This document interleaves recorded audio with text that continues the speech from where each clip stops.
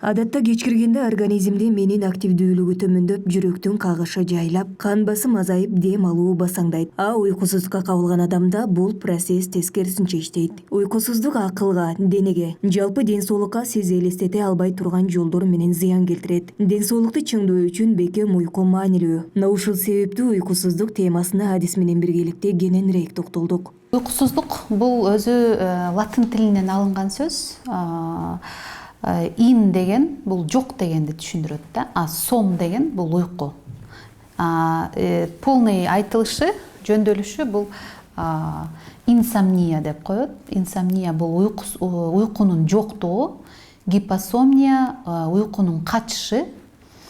Буну биринчи жолу болуп бизде 19-кылымдын башынан бери колдонуп келип жүргөн термин болуп эсептелинет. Бул биринчи жолу Томас Уиллистин атынан келип чыккан эмеде бул сөз. Нормалдуу эс алуу үчүн чоң адамга күнүнө 7-8, ал эми жаш балдарга 10 саат уйку керектелет. Ар бир адамдын уйкуга муктаждыгы бар. Уктабай жашоо өткөрүү мүмкүн эмес. Эс ала албай дайыма уйкудан жапа чегип жүргөн адамда жөнү жок ачууланып, сөз көтөрө албай, нерв дайыма чыңалган абалда жүрөт. Уйкусуздук же уктай албай калуу бул кыска же узак мөөнөткө созулушу мүмкүн. Жана анын себептери ар кандай. Уйкусуздук эмнеден келип чыгышы мүмкүн, кандай себептери болушу мүмкүн деген суроого эгер токтоло турган болсок, бул көбүнчө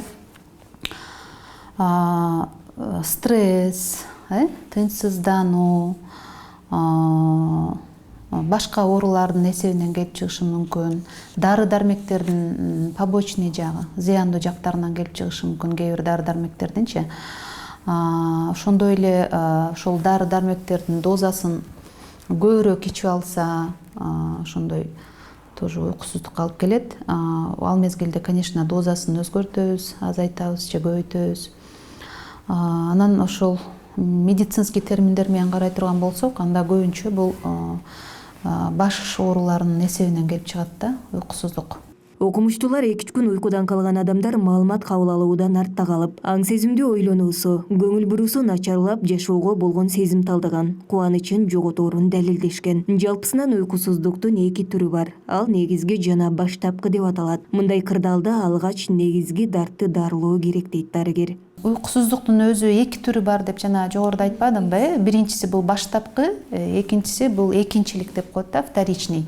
Башка оорулардын эсебинен келип чыгат да уйкусуздукчу. Ал мезгилде, конечно, ошол основной негизги ооруну дарылап туруп, анан кийин уйкусуздукту дарылайбыз да. Анда кылбай эле биринчи уйкусуздукту дарылап коюп, ал ошол ооруга алып келген себебин калтырып кое турган болсок, анда кайра эле да үйүнө барганда дагы эле уйкусу качып, дагы бейтап кыйнала берет да. Ошол эң эле негизги причинасы бул депрессия да, депрессия, тынчсыздануу, апноэ деп коет. Кээ бир бейтаптар ошол уктаганда эме болот да, кыйналат. Дем ала албай, воздух жетишпей, жаман түштөрдү көрүп, чочушат. Ошону апноэ деп коет. Анан бул мезгилде мен ошол бейтаптарга айтат элем, гигиенасына деген бизде термин бар да. Уйку режиминин гигиенасы. Уйку режиминин гигиенасы бул уйку нормалдашуусу үчүн ар бир адам уктар алдында эс алууга даярдануусу кажет болгон нерсе. Мисалга, уктоочу бөлмөнү камдоо, жарыкты өчүрүү, жатар алдында уюлдук телефонду көп кармабоо, жаман ойлордон алыс болуп, өзүн тынчтандыруу жана эң негизгиси өз убагында эс алуу. Ошол өзү эң бизде жана гормон сна деп коет го, мелатонин деген гормон бар да бизде. Уйкуну келтире турган гормон болчу. Ошол мелатонин гормону адамда саат 11-ден баштап чыга баштайт да. 11-ден баштап чыга баштайт.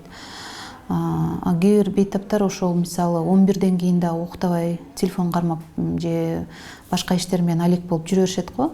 Ошол мезгилде уже баягы гормон чыга турган мезгилде алар уже бош болбой калат да, мээчи. Ошол мезгилде да уйку качат. Эми, конечно, мелатонин эгер аз чыга турган болсо, ошол себептен бүт оорулар келип чыгат.